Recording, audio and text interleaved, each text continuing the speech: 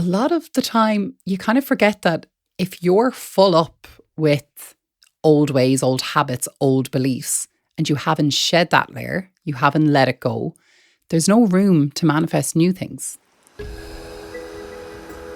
Yoga Mara welcomes you to the Love Your Limits podcast. We are two sisters from the west of Ireland with a passion for helping people connect back to themselves and feel less alone on their journey. Both of us have contrasting personalities, career background, and life experience, yet each of us found physical, emotional, and mental healing from learning to live more intuitively and with integrity. We will be sharing our own personal journeys alongside interviewing a wide range of health and wellness experts that will empower you to shed fear, self-doubt, and move into a place of self-love and confidence. It is time to put yourself first, create healthy boundaries, and learn to love your limits. Hello, lovely listeners, and you are very welcome to today's episode of the Love Your Limits podcast. Today, we wanted to bring it a little bit more personal towards myself and Rachel, and we recently held a workshop, and this workshop really centred on the theme of letting go and manifestation. And manifestation is a bit of a buzzword, and we really wanted to share the insights that we've learned throughout our own experience, but also because the feedback from these workshops has been so positive, has been so empowering, and we just thought, why not share it with all of you as well today? So we hope that you enjoy it. Rachel, so nice to see you. She now lives in Dublin, so I don't get to see her as often, so it's great to be back in the same room as you. I suppose from our perspective, the reason why we're touching on this today is because it's a very personal experience. When it comes to letting go, I think what's really important first to say is that I know in our own yoga classes, and we touch on this, we talk about it as well, how we can say, if you're breathing in and you're letting go on the exhale and you're relaxing into the class, and that is so powerful. It's so important. But depending on how deep-rooted, let's say, this self-belief is, or the trauma or the experience, whatever it is that you're needing to let go of, there's actually such a deeper process. It's something I only figured out quite recently when I had to let go of a very toxic time in my life, a toxic previous relationship that had such a massive impact on me and my health and well-being, to be honest. And it wasn't until years later when it really bubbled back up to the surface that I realised I actually had a lot more work to do. And I hadn't let go of that trauma and that relationship or the effects of it, essentially. So to start, the first step in, I suppose, releasing and letting go all starts with awareness and acknowledgement. And that, I think, is something that a lot of people might hear, oh yeah, I'm aware. But if you're not aware of what it is you need to release, it's very hard to heal. So the awareness side is mainly about understanding that, okay, I'm aware that this limiting self-belief, limiting in your self-worth, or this person, or this job, or this city, wherever it is, whatever is impacting you in a negative way, having the awareness to know this actually is impacting me in a negative way. And we can kind of go through life on that autopilot, and it's easier to stay here than it is to move on. It's easier to stay with him or her, or at this job, or in this town, or whatever it might be. So having that awareness is really, really essential to be able to actually move into the next step. And I suppose my awareness came when it's actually during one of your yin classes, Rachel, a yin yoga class that went very deep into the heart chakra. And during that time, I realized I had so much emotional bruising, I would say. And it just all came out and I could not stop crying. It shocked me. It shocked other people that were beside me because I suppose I put on that very happy-go-lucky front. And I realized, wow, I have so much work to do here. And I know from your perspective, Rachel, you have things that you needed to let go of. Now, bear in mind, they were different to what I went through, but still, it's amazing how both of us found it through yoga. Yeah, I know, like for me as well, my awareness hit home when I was doing my yoga teacher training. And that was back in 2017. And before then, I've been complaining about so many different physical symptoms. And that's now my understanding of when something is off kilter, when my body starts to share with me these different symptoms and sensations. And I was just complaining of chronic fatigue and bloating, and I was just almost puffy and inflamed. And I remember during my yoga teacher training, because I was going so deep into the inner world, my inner dialogue, the meditation, the awareness started to come in. And I was actually quite alarmed by how negative the self-talk was and how toxic, how much of an impact that had on not only my beliefs, my behaviors, my reality, my emotions. And that really, set off a massive light inside that said, okay, this is something I have the power to choose. And unless I change the story quickly, something is not going to go my way. Something can go wrong here, because the stress and the pressures I was putting on myself and my body was just so unhealthy. And I'm sure lots of people can resonate with me on that one. Sometimes we're our own harshest critic. And, the following year with setting up the business Yoga Mara, I was finding it really hard to confront fears that I had, deep wounds of just not being enough, not feeling worthy enough, not feeling good enough to be a yoga teacher, not to mention setting up my own business. Who am I to think I could do that? And then along with that, put myself on Instagram and show myself doing poses or videos, or there was such exposure with that. And I was so scared of being judged. And, there was this imposter syndrome kind of thing going along as well. And again, that took its toll on my body. And it took me, years to really actually step back and say, you know what? That's there. And there's an awareness. And along with that, you need to have acceptance. And I know that's the next step in letting go. We can resist for so long. That's only going to cause more suffering. Pain is inevitable in the world that we live in. We are going to face obstacles. We are going to face challenges. How we respond is the crucial part. And if we allow ourselves to just accept what is in that moment, the reality in that moment, it doesn't mean it's going to be like that forever. We can really help ourselves resist the suffering. So for me, welcoming in that acceptance took time. It took a long time. And I wish I'd learned to do that sooner, because with acceptance, I was just taking the pressure off and just saying, you know what? I don't need to control this. Yeah. This isn't my fault. This is something I can help. This is something other people are going through, that I'm not alone in this experience. And this is not the way life has to be for me.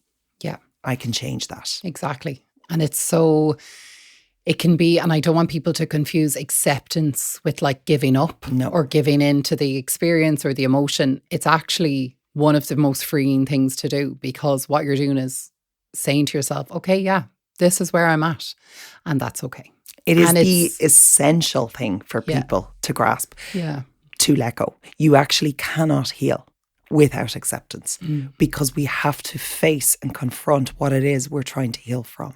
Yeah. We actually have to feel it in order to heal it. That is huge. So whether it is, as you touched on, past traumatic events, childhood experiences, or a really bad breakup or a toxic relationship, and I remember you going through that, and I was witnessing what you were going through, but you had to come to that awareness yourself. I knew for a while, because I'm so close to you, I knew that was still there. The residue of those wounds were still there inside, but you were the only person that could come to that decision yourself, that could make that call and bring that awareness to yourself. Nobody else can tell you. And you did come to that, and you've worked so hard on that, and you've been the better for it since. But it does take time. Absolutely. And that kind of leads on to the next point, which is finding forgiveness. And I actually found it hard to nearly to forgive myself, because I was like, how are you still dealing with this? Like, it's been years. There's been other things that have been going on in your life. How is this still having such a negative hold on you? And to be able to sit back and forgive, first of all, the person I was back then that didn't know any better. Forgive him, forgive that time in my life, that situation. Also forgive, I suppose, that it took me that long. Like that kind of brought nearly shame. I was like, I was annoyed at myself, because I would have been like, oh, I'm this strong person. I get over things so quickly. I'm absolutely grand. What do I have to be complaining about or, thinking of? So the forgiveness was a huge one. And I think when you make that choice to forgive yourself, first of all, because that's huge, regardless of what's going on, and then forgive the situation, the experience, the person, the place, whatever it is that is holding over you. Once you forgive, it's like you actually give the power back to yourself. I know that probably doesn't really sound like it making sense, but the minute you forgive it, you're like, okay, I don't need to have resentment here. I don't need to hold. Well, you're free. You're free, yeah. You liberate There's yourself. A lighter. Yeah. The forgiveness it's such an integral part of that process of letting go. Like forgiveness, it can sound like, oh yeah, sure, I forgive that person, but do you really forgive the person? And I think sometimes what's helpful is to even write a letter to the person and not actually send it. That you're not just freeing them of whatever it is that you went through, you're freeing yourself. It's this liberation. And by holding on to that resentment, you're only causing toxicity and hurt to yourself, not the person, And I think with these tough times that we've had in the past, I think the best way to look at them is with gratitude because you're still here. You've overcome that obstacle. You've overcome that hurt, that experience. And ask yourself, what has changed since then? You're possibly and very likely a more resilient, stronger version of yourself. You've learned something from that experience. You're not going to make that same mistake again. Yeah. So showing that deep gratitude for yourself, showing the compassion for yourself that you actually got through that. And not only did you get through it, you've become such a more empowered, self-assured version of yourself. Yeah. They're the lessons that we need to learn along the way, and no one else can teach us that. Life teaches us that. So true. And it's like the times where you have that self-doubt or that inner critic, and that comes through so many different obstacles that we face, regardless of what it is, or whether it's a person or a job, like I said, or just whatever is happening in your life, a really challenging time.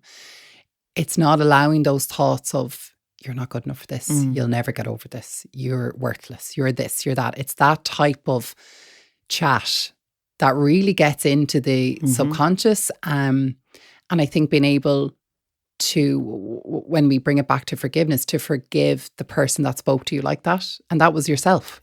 That is exactly it. And I think that's the most important part of this is like, it's all well and good to forgive the other person in this situation if there is, but it's quite hard to actually forgive yourself. And what I like to do is sometimes imagine my younger self, or imagine someone you really care about, that you really love. How would you speak to that person if they had gone through what you went through and they didn't know better? You'd wrap them with compassion. You'd wrap them with kindness and words of encouragement to say, you didn't know better. You did the best you could at the time with the tools you had. Now, look at you. Look how far you've come. You're incredible. And in 10 years' time, I can only imagine how much better you'll be. We're constantly growing. We're constantly learning, transforming. And that's the one thing we love to do with our business as well, is to challenge ourselves. And we're faced with obstacles, adversities nearly every day. But it also tests our boundaries. It tests our limits.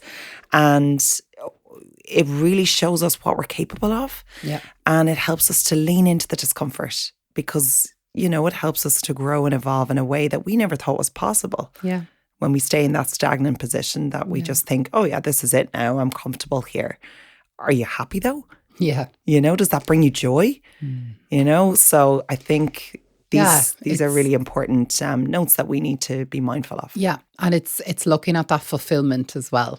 And like you said, people, and we've been there ourselves, where you're just coasting along and you're going day to day. And then you're like, years have gone by and I'm nowhere nearer to the place I thought I would be, let's say, at this age or at this time in my life. Oh, don't talk to me. You know, like I you know, do. I'm You worn feel out. it's Yeah. awful because you do, and it's terrible because, like, I know I have looked back on some years of my life and I'm like, well, that was such a waste. Like, what was I doing?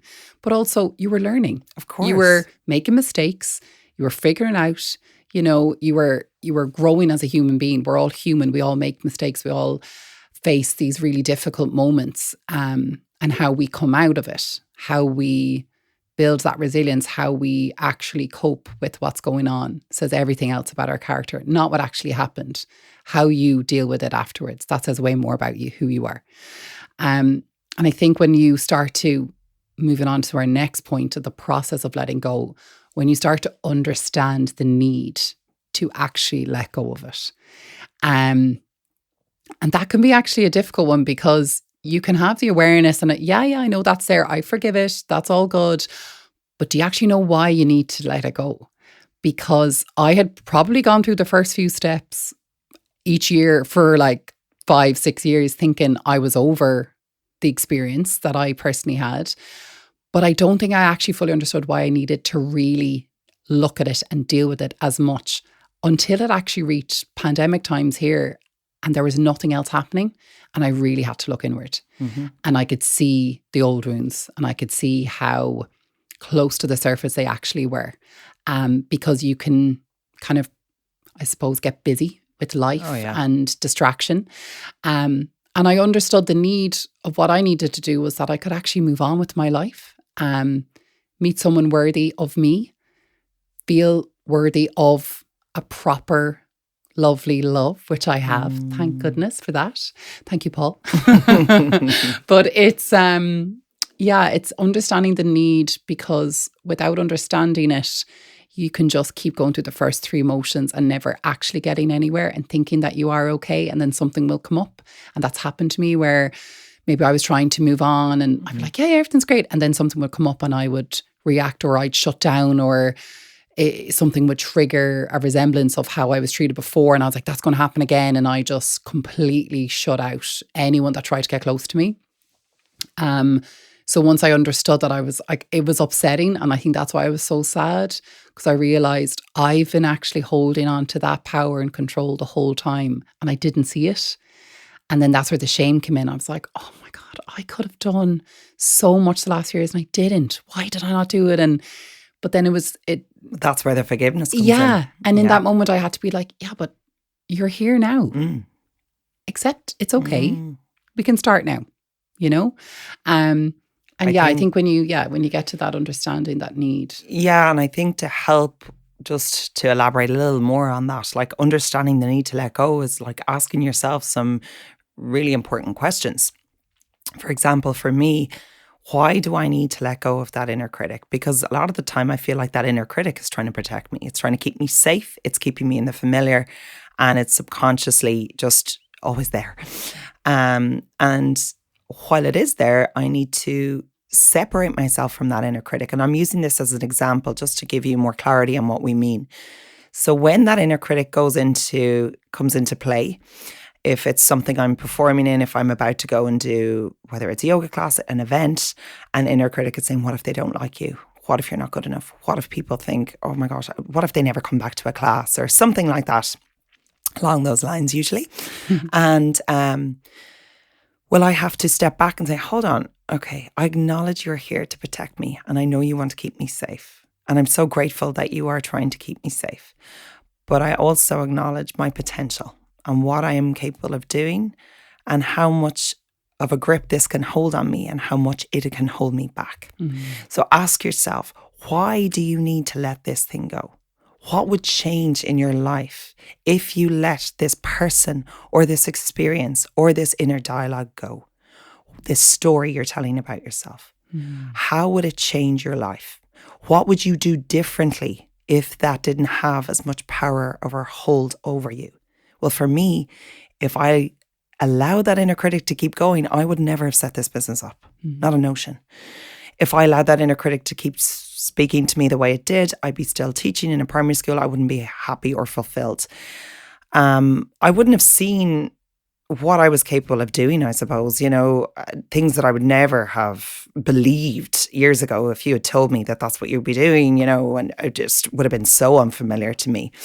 So yeah, getting really honest with yourself and asking those questions and maybe journaling them down. How is this thing holding me back? How would my life look if that thing didn't have such a hold over me? Who would I be without that fear? Yeah. Who would I be without that limiting self-belief? What things could I achieve? What difference could I make?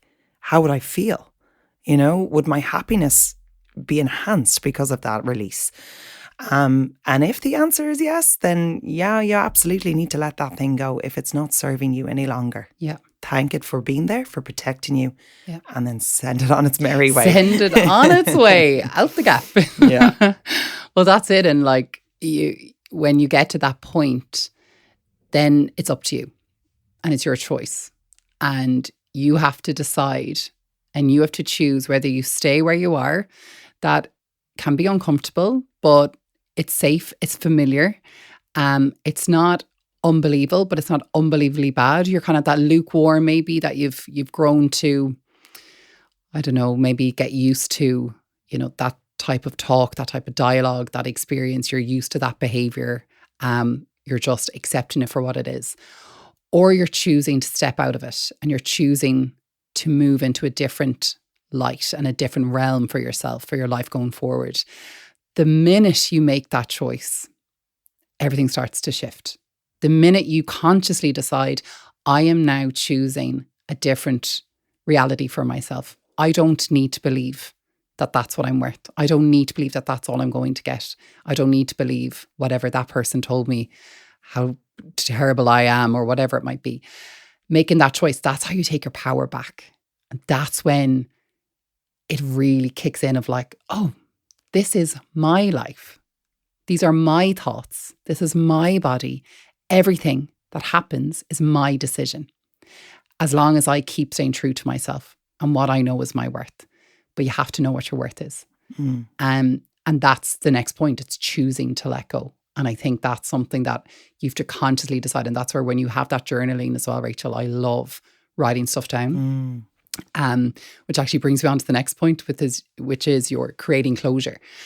And that's where I wrote an open letter actually to that person. I wrote 2 letters. I wrote an open letter to him and I wrote an open letter to me at that age. And it was the most healing activity I've ever done. Obviously it wasn't sent. I burnt it under the full moon, of course, for extra power. And it was so freeing because what I realized is, even though there was so much toxicity and there was so much negative, there was so much love and growth and learning within that experience as well. And I could actually thank him and thank him for all that he showed me, in the sense of how he pushed me and made me realize what I'm willing to put up with, what I'm not.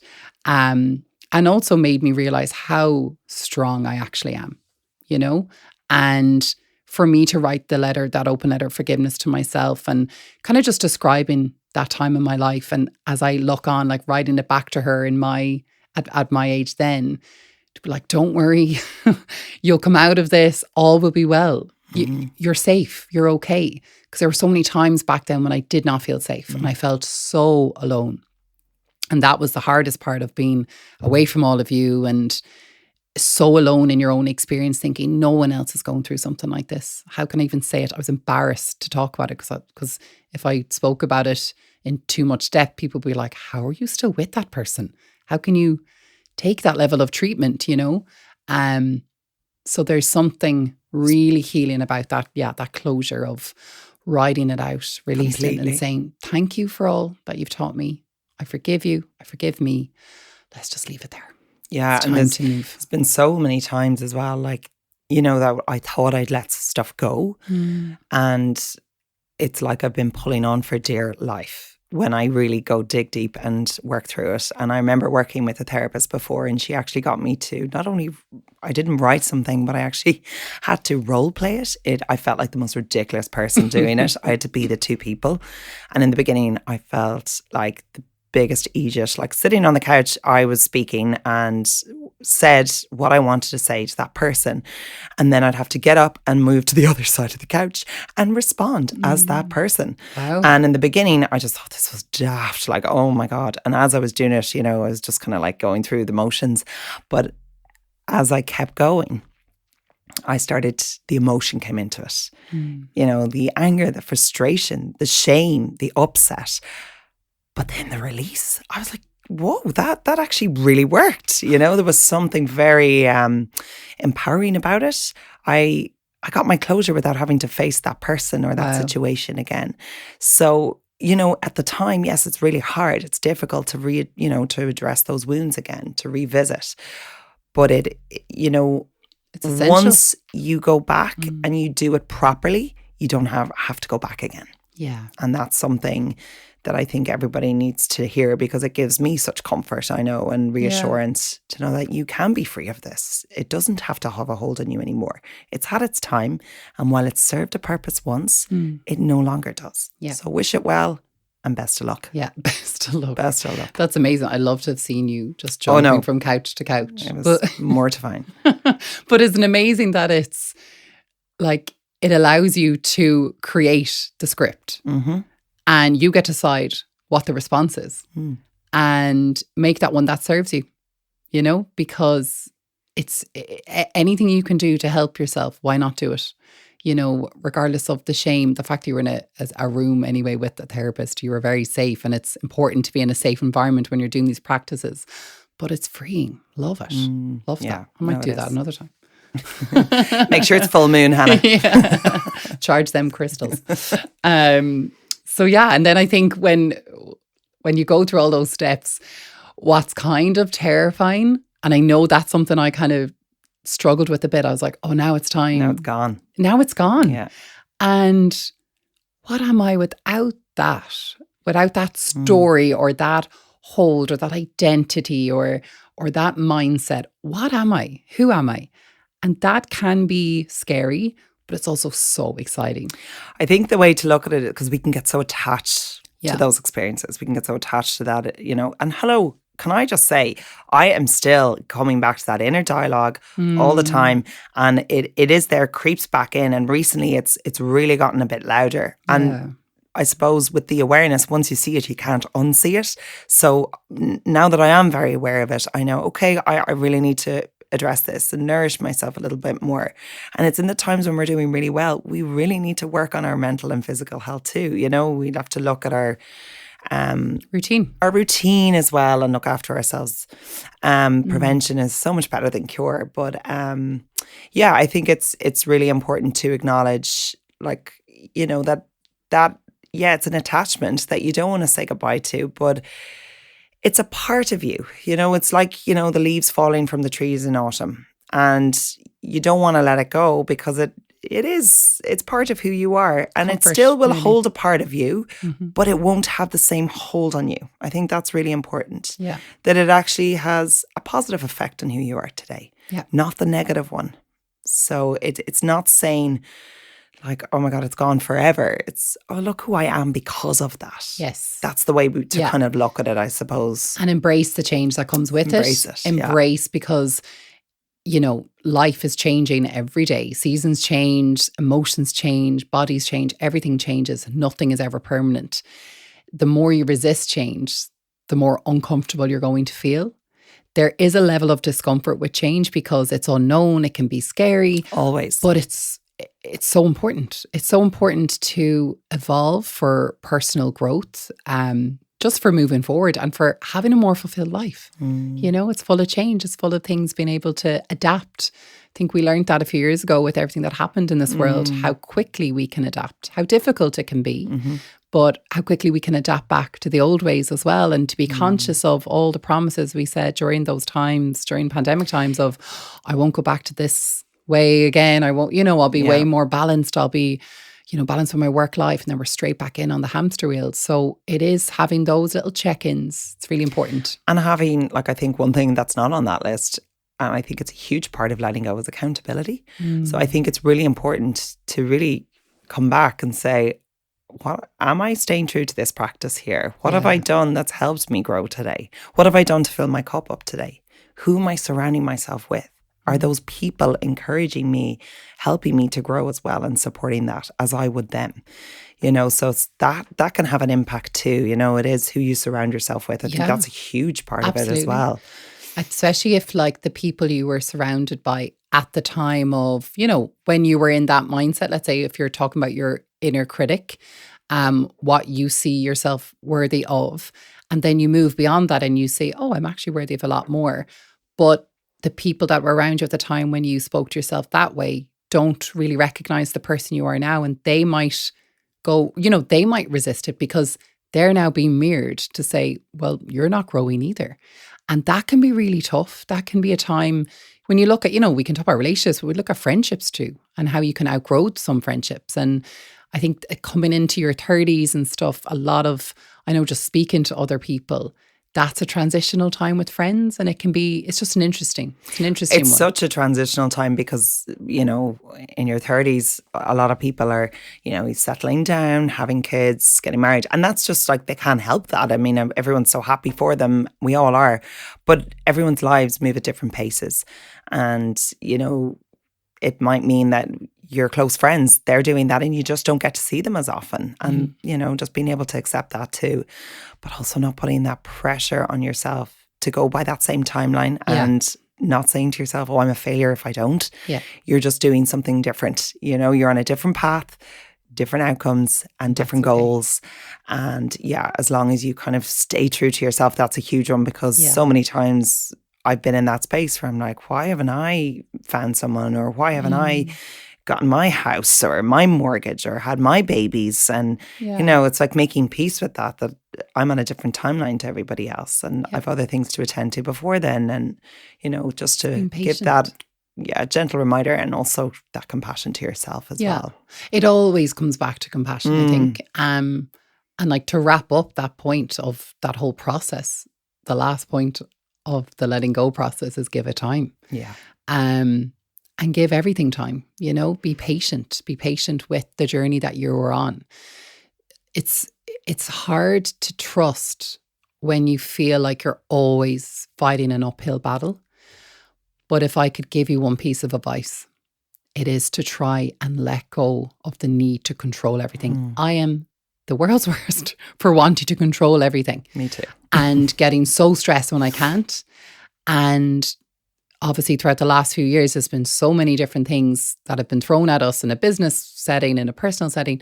But I keep coming back anytime something like that happens. The minute I actually just go, okay, universe, you win.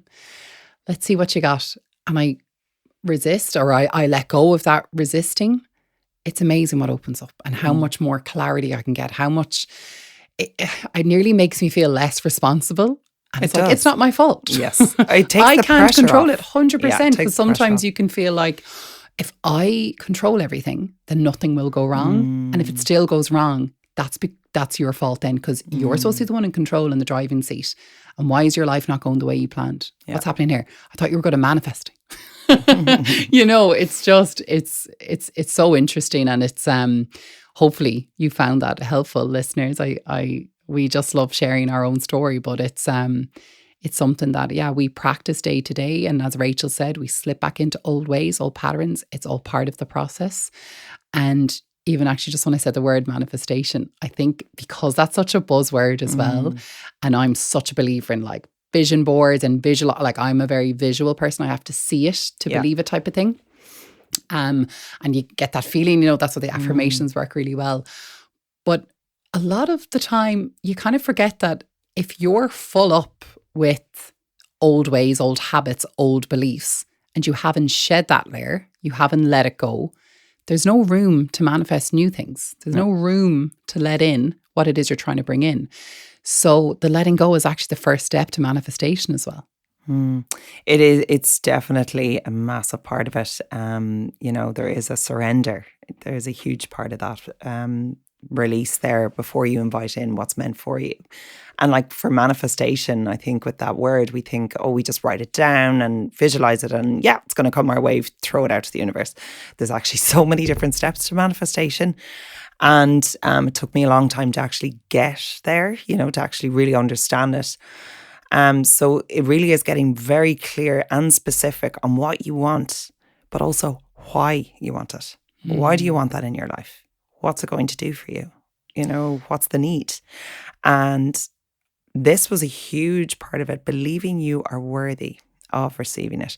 For me, I didn't believe it for so long. I wanted to meet someone. I wanted to, get successful in a career and things like that, different things. And I was hitting so many roadblocks. And the main reason for that was because I didn't believe I was worthy. That core belief was I'm not enough. So how could I bring that in when I didn't believe I wanted or I deserved it? Yeah. So, it's like the law of attraction, like attracts like.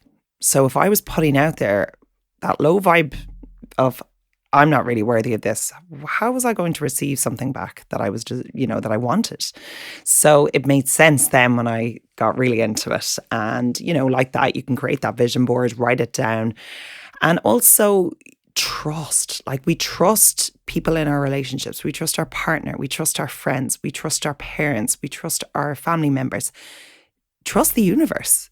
I know it might sound woo-woo, but having that trust so that you can be like, you know what, I can let go here. I can let go of the reins. You've got this. And like you said, it takes the pressure off. And then speak to yourself. Use the language. What language are you using? Are you saying, I hope I get this house, or I hope I get that job, or I hope I meet someone? When I meet someone, when I buy that house, it's saying it as if it's already happening.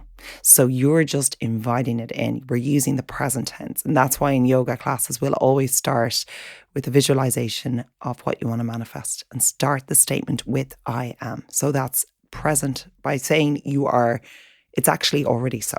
Yeah. So you're feeling it in the body and you're letting it soak in. It's amazing. It is. It the really affirmations, is. Yeah. I swear by them. Like they are so powerful. And that's something I've even noticed on our app. It's the most watched video, our affirmations. I know. It's great to see. I'm sure people are listening to it daily because it's 6 minutes and it's just repeating these words. Yeah. And you can even listen to it before you go to sleep. And if you fall asleep while listening to it, the brilliant thing is that's okay, because what it's doing is it's going into the subconscious. I remember doing hypnotherapy before and I had to listen to this 16-minute tape recording. And a tape, do you hear me? As if like a cassette tape. You're I'm showing your age there, Rachel. It was a recording and I used to fall asleep every time I put it in my ears because it was at night. I always be so tired. But she said it didn't matter because it was going into my subconscious. Amazing. And I listened to it for 28 days in a row. And oh my God, it made such a difference. I'm like, do you know what? That didn't hurt me in any way. I didn't lose anything by listening to that. So it really does have a profound impact on your mindset, what happens in your life, what you draw in. I would definitely recommend those affirmations. They're so good to do. And your thoughts feed your body. Yeah. Like that's something I've noticed so much more since going into this area of work and understanding the body so much more on a more holistic level. When I'm stressed, how my body reacts.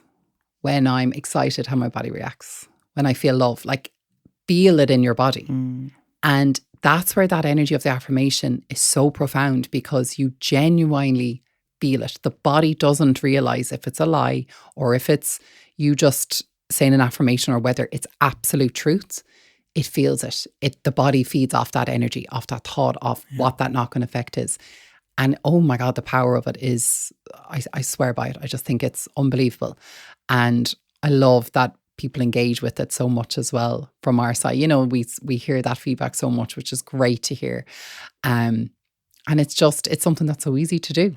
You know, easy. What do you want? Say I am or I have or whatever it is you need. And, you know, it's and also like just to note, you have to also take action. You know, you can't just throw it out there and say, this is what I want and not do anything to work towards that goal. Like that's just silly, you know?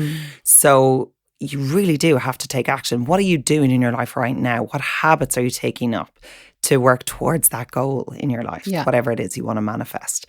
And again, being accountable. Yeah, you have to come back to that part and say, oh, well, What did you do this week to help you get towards that goal? Do you know what's interesting as well? Whenever we do, like, let's say if you have a certain affirmation and you feel that energy, and then I feel like this has happened to me in the past where I've brought in that energy, and then something will come up, like an opportunity or an offering or a conversation, and that energy, that same energy that I felt in the affirmation, my body's reacting. And honestly, for me, I'm like, trust it. Oh, 100%. Something, you know, the way you trust your gut type of thing. If you're feeding those thoughts of like, I'm this, or I have, and I choose, and then something outside of, then you let the affirmation go, you go about your day, your body's holding on to it. And it's amazing how it responds. So it's automatically seeking that. Yeah. And it's pulling that back in. So when you have that interaction or something, you know, that you can get those signs. You're like, the body I need to go there. I need to be here. I need to talk to that person. It's so bizarre, but I can't explain it, but I feel it. It's gut instinct. That's what it is. Yeah. And using our intuition, like that's, you know, I think we rely so much on external things to make our decisions, or, you know, other people's opinions and what's right for me. It's like, you know, like absolutely well what's right for you. You don't need to look at anybody else for that answer. You know, that it's when something comes towards you, how do you respond to that in your body? You know, if you feel good. So it's like it's a hell yes. And you'll know if it's a hell no. Yeah. You'll get that feeling in the body where you might be churning in your gut and you're saying, I'm hitting a few roadblocks here. Yeah. Why is this proving so difficult? Well, maybe then it's not for you. So that makes decisions a lot easier to make. Yeah. And it comes back again, acceptance. Yeah. This might not be the path. Yeah. It might be what you had wanted, but maybe the destination is just you're going to get there a different way. Yeah. And that might be where the resistance is. That's probably where the roadblock could be. You know, there's so many ways to get to the one place. Yeah, exactly. And sometimes that one place mightn't be the right place for you, that you think is what you need. And again, it comes back to that trust. It's like, okay, I've had so many experiences in the past where I thought that particular place was where I wanted to go. And looking back now, as I reflect, thank God I didn't end up there. I'm so glad the universe took me in a different direction because it knows better and it's wiser. It says, you know what, this is where you need to be. And look how much happier you are because of that.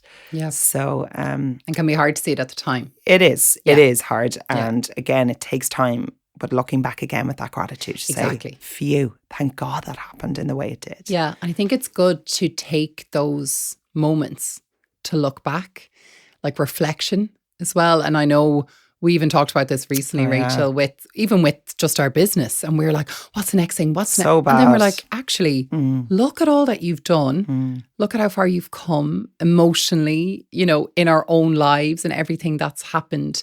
And it's a really good thing to do because it lets you see and understand that, oh yeah, like I'm on this journey. It is a process. So if I've made it this far in the last year, in the last 5 years, where am I going to be next year? Where am I going to be in 5 years? It's all up to you. It's all up to... And I think it's important to really celebrate those little wins. Yeah. Like celebrate the little moments. And, you know, as well, when you're writing down goals, goal setting, goal achieving, it's about celebrating up until then, celebrating those, you know, milestones along the journey before you reach the end goal. That's really important to actually enjoy it.